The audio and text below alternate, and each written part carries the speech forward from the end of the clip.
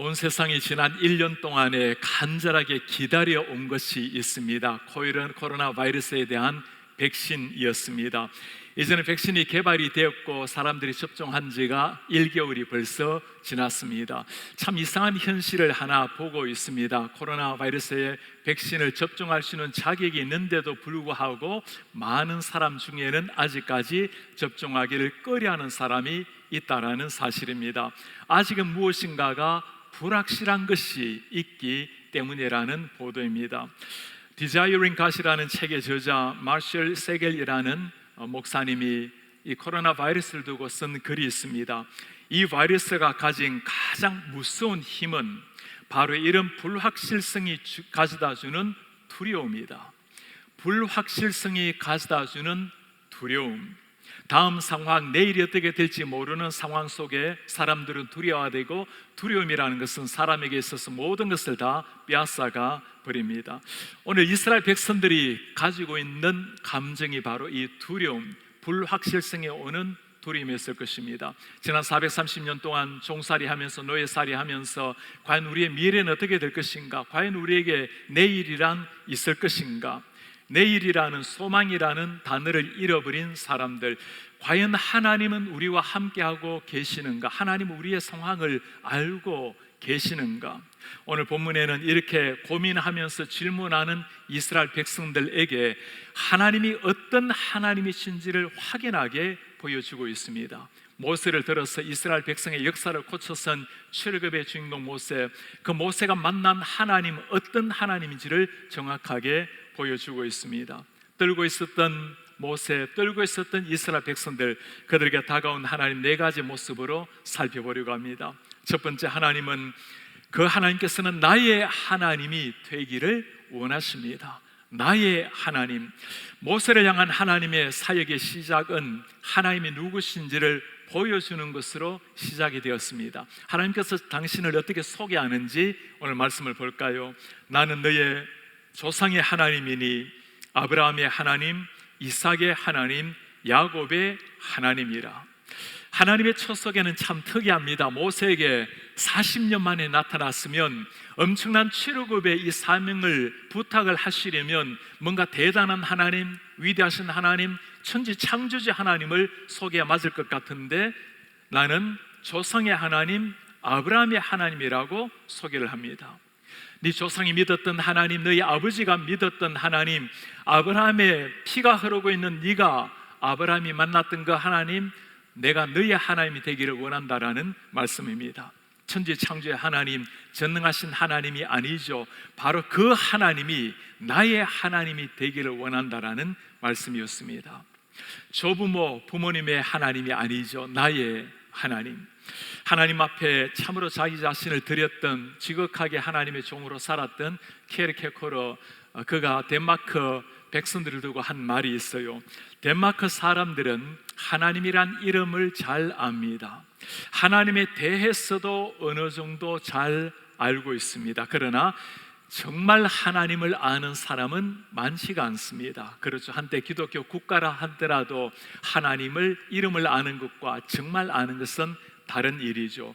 교회를 다니는 것과 하나님을 아는 것, 예배를 하는 것과 전심으로 하나님 앞에 예배하는 것이 다른 것이나 마찬가지입니다. 팬데믹을 지나가면서 사람들은 이런 하나님을 기대하게 됩니다. 이 바이러스를 순식간에 없애버릴 수 있는 능력의 하나님. 때로는 어그러진 정치 같은 걸 바라보면서 하나님께서 이런 불공정한 것, 정의롭지 못한 것들을 단박에 해결할 수 있는 능력의 하나님을 기대를 합니다. 그러나 오늘 하나님은 전혀 다른 모습으로 다가오셨습니다. 태산을 던져서 바다에 집어 던지는 하나님이 아니라 나의 하나님이 되기를 원하셨어요. 원래 우리 교회의 표가 Arise, 일어나라입니다. 특별히 강조하는 것은 내 자신이 먼저 일어나고 우리 자녀들, 다음 세대들, 손자, 손녀들 이렇게 세우기를 강조하고 있습니다. 많은 자녀가 대학을 들어가고 직장을 다니고 결혼을 하다 보면 신앙에서 떨어져 버리는 많은 사람들, 신앙에서 떨어져 볼 뿐만 아니라 자기 자녀들에게도 하나님의 말씀, 사랑을 전수하지 못하는 부모가 얼마나 많은 줄을 몰라요. 부모님의 하나님이 나의 하나님이 되어야 되고, 할아버지 할머니의 하나님이 나의 하나님이 되어야 진짜 하나님의 사람으로서 세상 한복판에 그리스도의 빛으로 살아낼 수가 있는 겁니다. 우리 123 권사님들 신년회 모임을 할 때 아내가 설교를 한번 한 적이 있었습니다. 한 해를 시작을 하면서 영적 전투에서 우리 권사님들이 승리하기 위해서 가장 필요한 말씀이 무엇일까? 하나님의 전신 갑주를 입으라는 에베소서 말씀을 설교를 했습니다. 그리고는 그렇게 말을 해요. 내가 이제 할머니를 따라가는가 봐요. 아내 할머니는 일제치하에 일본에서 신학 공부를 하셨습니다. 할아버지께서는 북한 황해도 언율에서 당시에 가장 큰 교회 1000명이 넘는 성도님이 다녔던 교회에 목회를 하셨습니다. 일제치하에 하나님 앞에 부름을 받으셨습니다. 할머니는 송구영신 예배 때만 되면 늘 같은 설교를 하셨습니다. 하나님의 전신갑주를 입어라. 아내는 그럴 때마다 할머니 또 시작이다, 하나님의 전신갑주, 그렇게 말하곤 했는데, 이제는 그 할머니의 하나님이 바로 자신의 하나님이 되었느라고 그렇게 고백을 해요. 어느 순간 할머니가 가졌던 그 하나님을 자신도 똑같이 믿고 똑같이 설교하고 있는 자기 자신을 본 겁니다.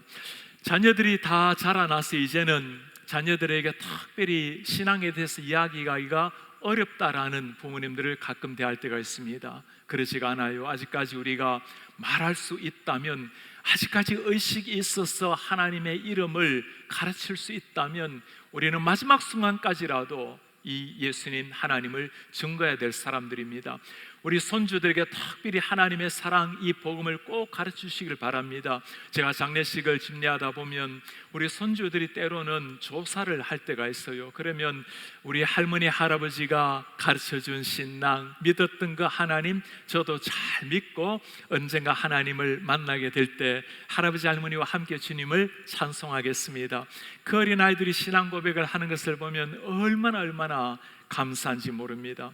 모든 것들을 뒤로 하더라도 이룰 수 없는 것, 신앙의 유산을 우리 사랑하는 자녀들에게 물려주는 일입니다. 오늘 하나님께서 모세에게 처음 나타나셔서 처음으로 당신을 보여주는 그것이에요. 너의 하나님이 되기를 원한다.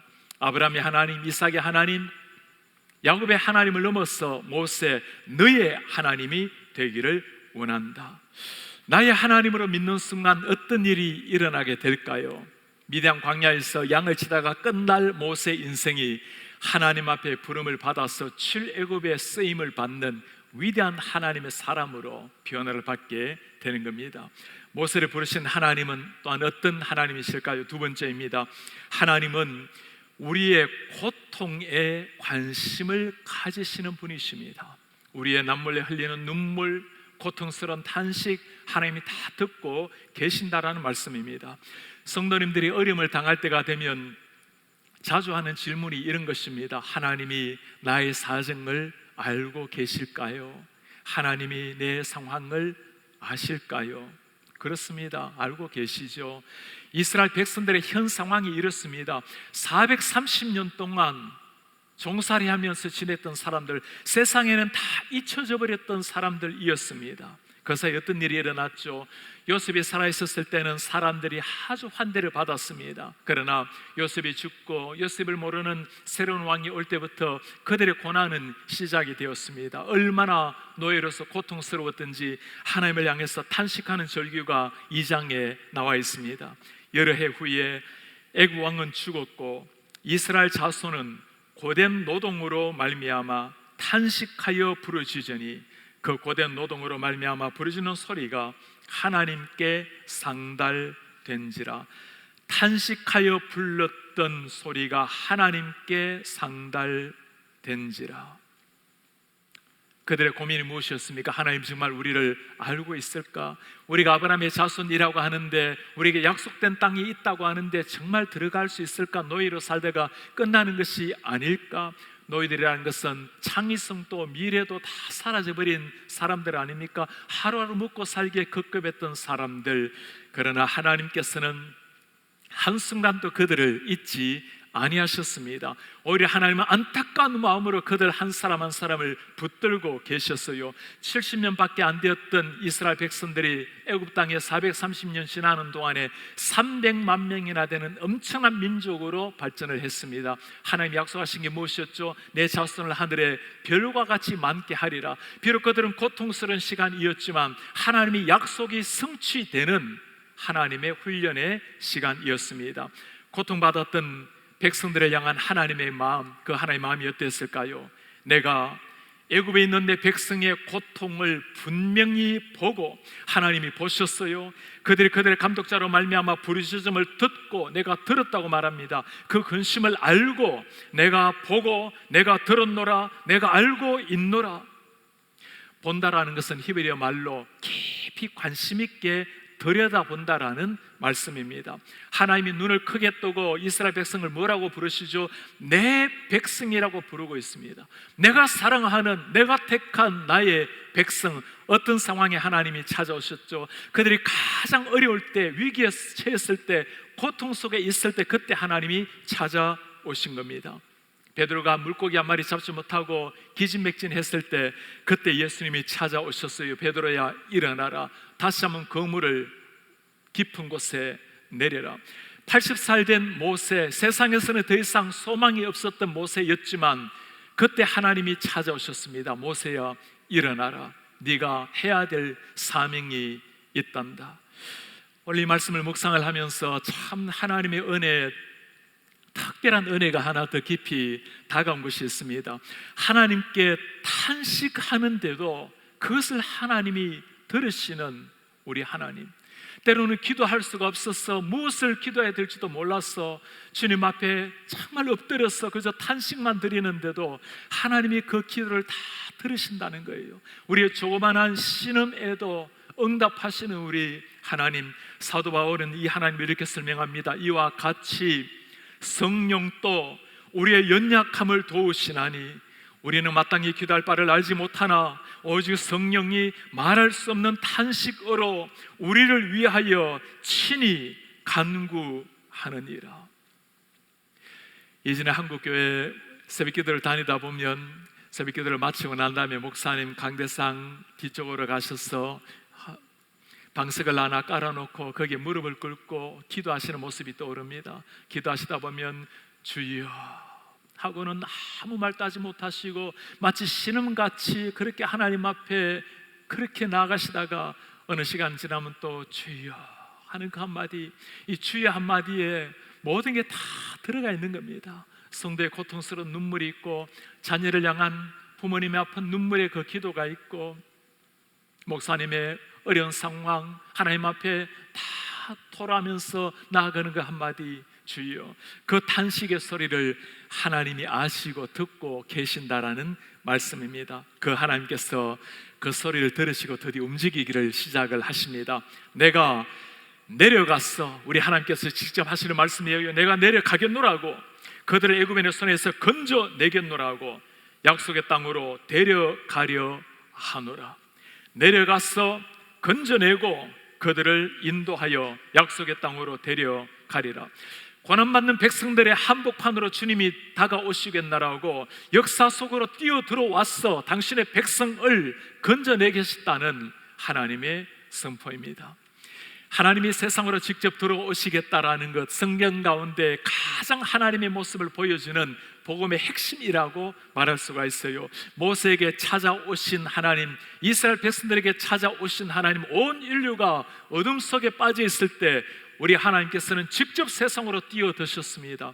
당신의 아들 예수 그리스도를 이 땅에 보내셔서 우리와 함께하게 하신 우리의 하나님, 성육신의 비밀이 바로 여기에 있는 겁니다. 그 하나님께서 지금 우리 곁에 오셔서 우리와 함께 하시는 우리의 하나님이십니다. 그 하나님께서 오늘 모세를 부르시고 두 가지 말씀을 하십니다. 내가 애굽인의 손에서 내 백성을 건져내리라, 그리고 약속의 땅으로 인도하리라. 지금 종살이하고 있는 사람들에게 내가 너희를 구원해 내겠노라고, 지금 저 족속들이 살고 있는 가나안 땅에 내가 너를 데리고 가겠노라고 믿지 않는 사람들에게 이 말은 허황된 말처럼 들리지만, 그러나 정말 하나님을 믿는 사람에게는 흑암 속의 빛을 바라보는 그 한마디입니다. 인간 역사 속으로 뛰어들어서 탄식의 소리를 들으시고 다가오신 하나님, 어떻게 이 약속을 이루시죠? 애굽의 열장을 내리시고 하나님이 하나님 되심을 보여주셨습니다.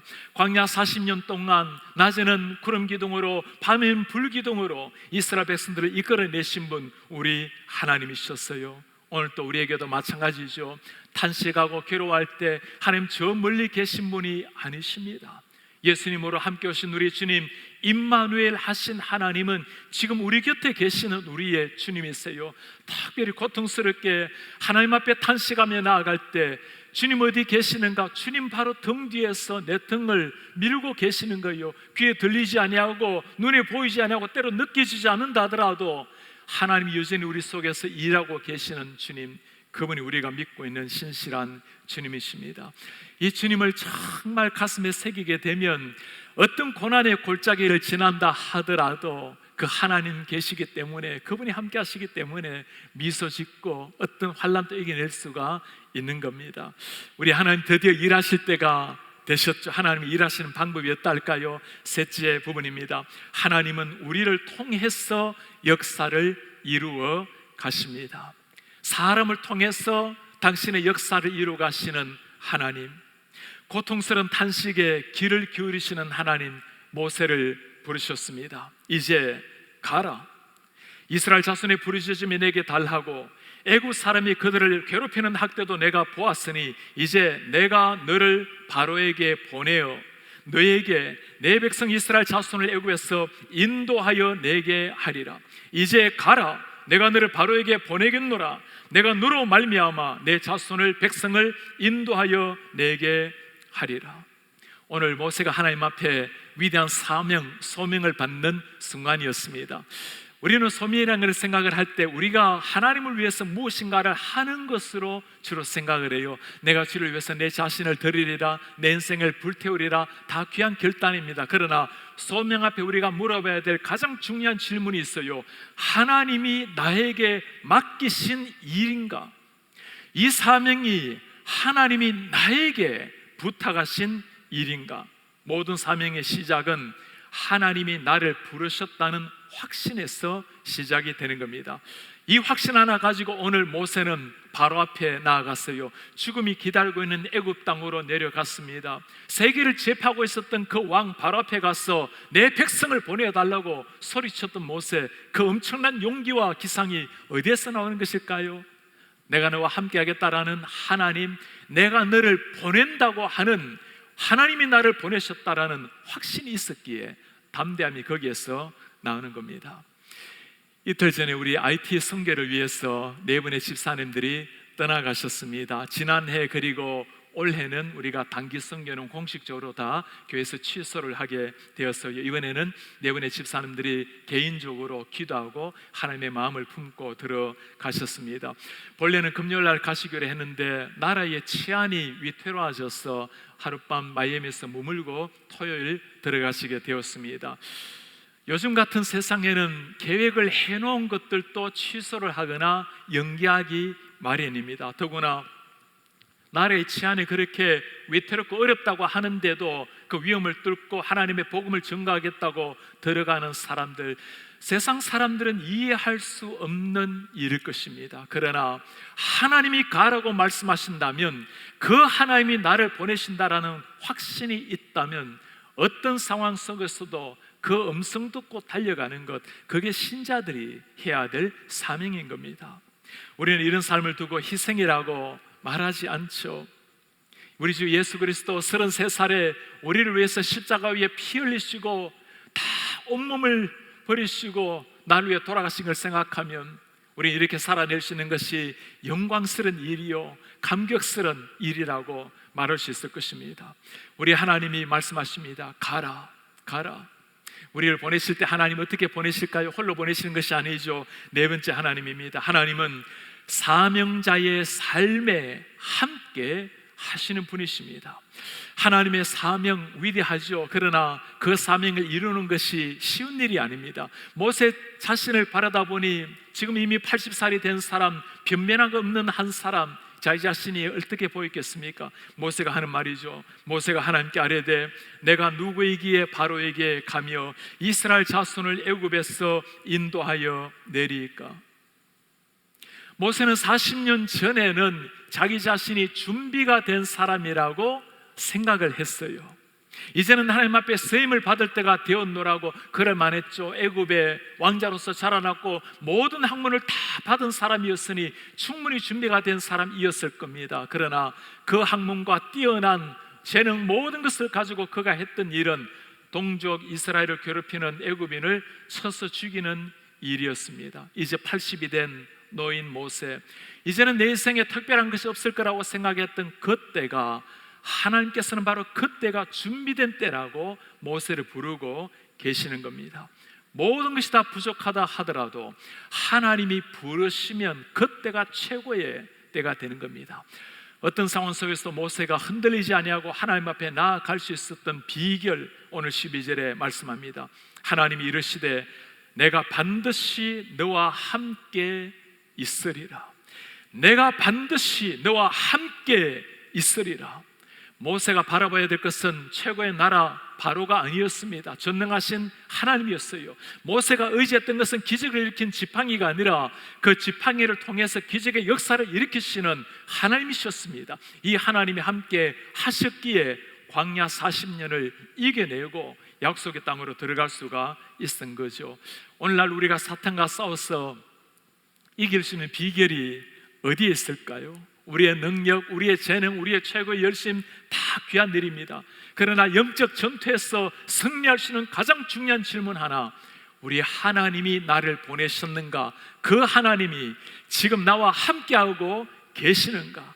그 주님께서 어떤 상황이라도 내 손을 붙들고 있는 것을 내가 믿고 있는가? 주님의 제자들 풍랑이는 바다에서 고통스러워하며 주님의 잠을 깨웁니다. 우리 예수님이 뭐라고 말씀하시죠? 어찌하여 의심하였느냐? 믿음이 적은 자들아 어찌하여 두려워하고 있는가? 그들은 풍랑을 보았지만 풍랑 가운데 함께 하시는 예수님을 보지를 못한 거였습니다. 우리 신자들의 질문은 아주 단순합니다. 하나님이 나를 보내셨는가? 그 하나님이 나와 함께 하고 계시는가? 우리는 답을 알고 있습니다. 역사 이래로 하나님은 언제나 우리와 함께 하셨어요. 우리가 다시 물어봐야 될 질문은 이것입니다. 내가 함께 하시는 하나님을 정말 믿고 살아가고 있는가? 하나님 우리에게 사명을 주실 때 홀로 보내지를 않으십니다. 감당할 만한 은혜, 하나님의 임재가 그 성령이 우리와 함께 하신다는 약속입니다. 우리 교회에서 참 많이 기도했던 우리 지역의 목사님 박상선 목사님, 참 안타깝게 62세 연세로 주님의 품에 안기셨습니다. 지난주에는 금요일 하관 예배를 제가 설교를 인도하게 되었어요. 이미 화요일 고별 예배를 했기 때문에 한 20-30명 조그만 사람들이 오실 거라고 말씀을 들었어요. 갔더니 그 중앙동산에 100명이 넘는 목회자들, 많은 지역의 성도님들이 귀한 목사님의 마지막 천국 환송을 축복하고 위로하느라고 오셨어요.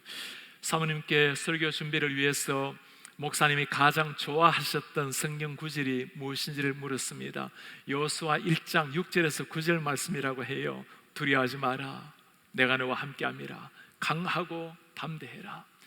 제가 목사님의 삶의 스토리를 들으면서 그 말씀을 그렇게 좋아하시게 된 이유를 알 것 같았습니다. 목사님 어린 시절에 참 힘겹게 자라나셨습니다. 결혼하시고 3개월 만에 피를 토하는 각혈을 하시면서 참 힘겹게 살아온 분이셨어요. 이미 목회 지난 12년 동안 한 교회를 섬기면서 그가 받았던 사례는 2번, 3번이 전부였습니다.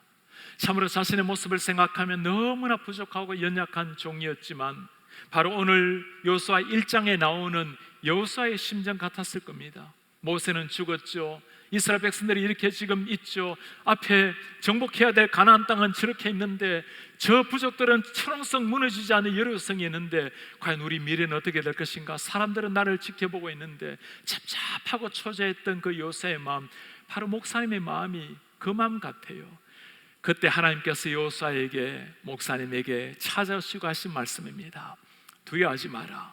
강하고 담대해라. 내가 너와 함께 하느니라. 함께 하신 하나님, 두려워 말라고 말씀하시는 하나님, 이 하나님의 이름 가지고 오늘까지 불꽃처럼 사시다가 우리 주님 앞에 안긴 귀한 목사님이셨습니다. 목사님뿐이겠습니까? 모세뿐이겠어요? 하나님 앞에 부름받은 모든 사람들에게는 하나님이 맡기신 사명이라는 것이 있습니다.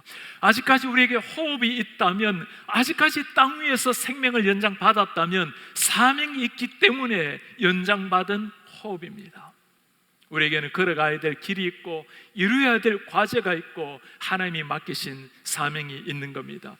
우리가 물어봐야 될 질문 한 가지, 하나님이 정말 나에게 이것을 맡기셨는가? 그리고 더 중요한 질문 한 가지, 주님께서 지금 나와 함께하고 계시는가? 함께 하시는 주님 앞에 마지막으로 물어야 될 질문입니다.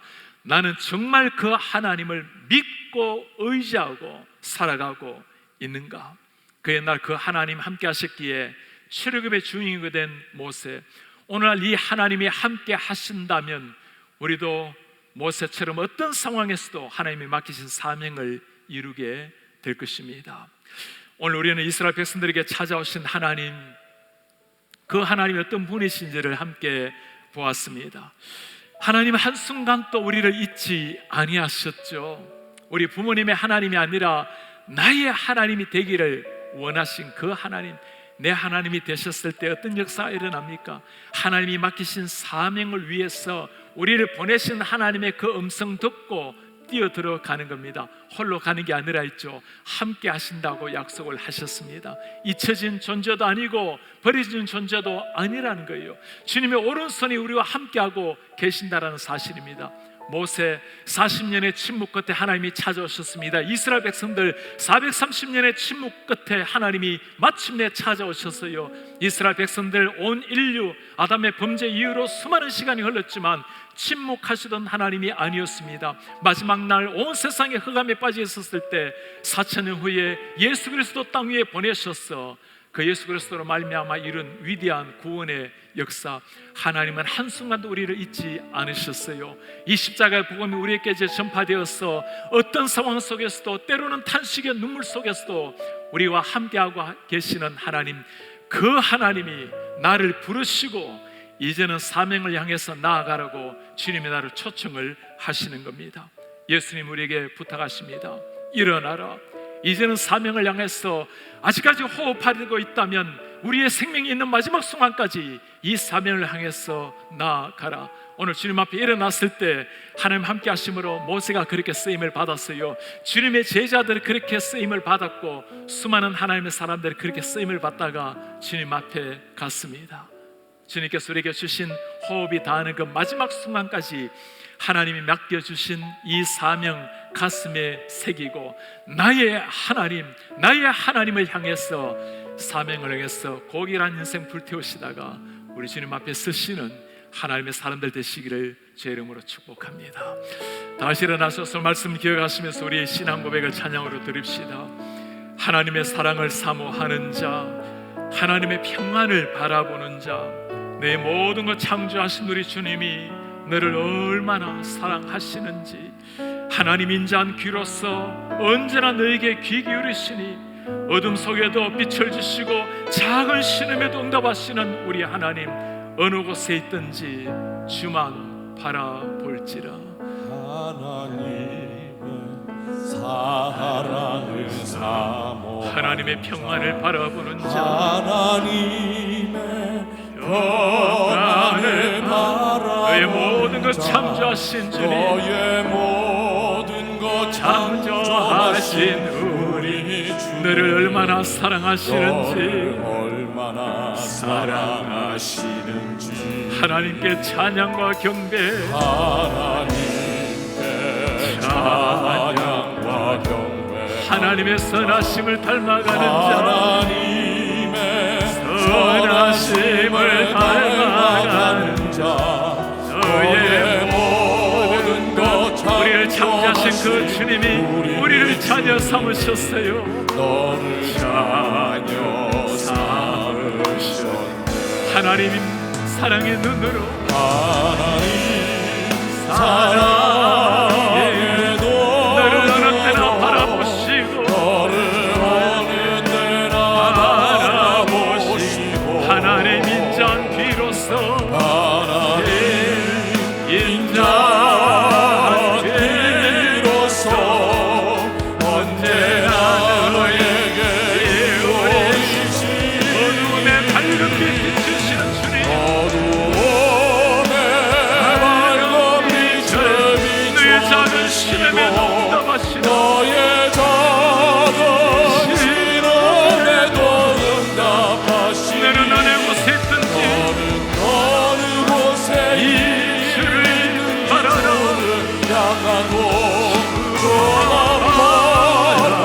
바라볼지 하나님 사랑의 눈으로 하나님 사랑의 눈으로 너를 어느 때나 바라보시고 어느 때나 바라보시고 하나님 인자한 비로소 하나님 인자한 비로소 언제나 너에게 비오리시니 어둠의 밝은 빛 어두움에 밝은 빛을 내 작은 시름에도 응답 너의 작은 시름에도 응답하시니 너는 어느 곳에 주를 향하고 주가 바라볼지라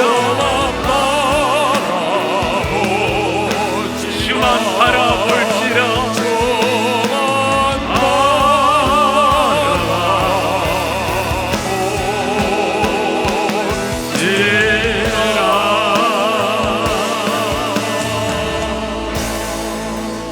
하나님이 잊으신 것이 아니었어요. 세상은 잊어버렸고 나 자신마저도 소망 없이 살아갔지만 하나님이 잊은 것이 아니셨습니다.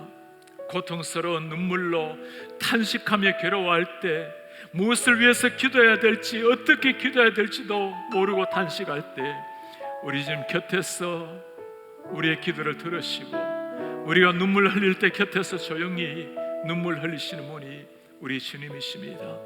그 주님이 아브라함의 하나님, 모세 하나님, 나의 하나님이 되어야 새로운 역사가 일어납니다.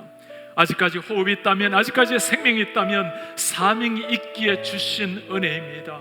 주님, 우리 부모님의 하나님이 나의 하나님이 되게 하시고 우리 조부모님의 하나님이 나의 하나님이 되게 하시고 이제 사랑 우리 자녀들, 우리의 손주의 하나님이 될 수 있도록 은혜 부어 주옵소서.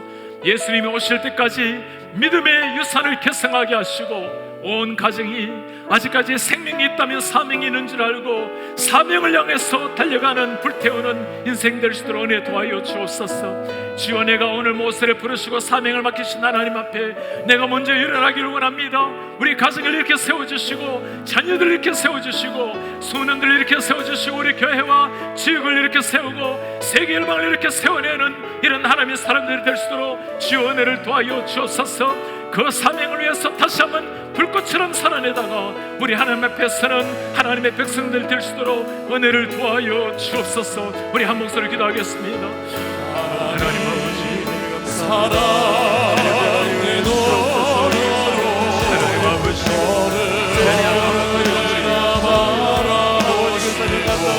우리 전능하신 우리 하나님, 우리 왕자 우리 가슴 속에 주님 찾아 말씀으로 찾아와 주시고 손을 붙들어 잡아 주시고 새롭게 들고 우리의 감격이 울가며 하나님의 맞아 우리 삶이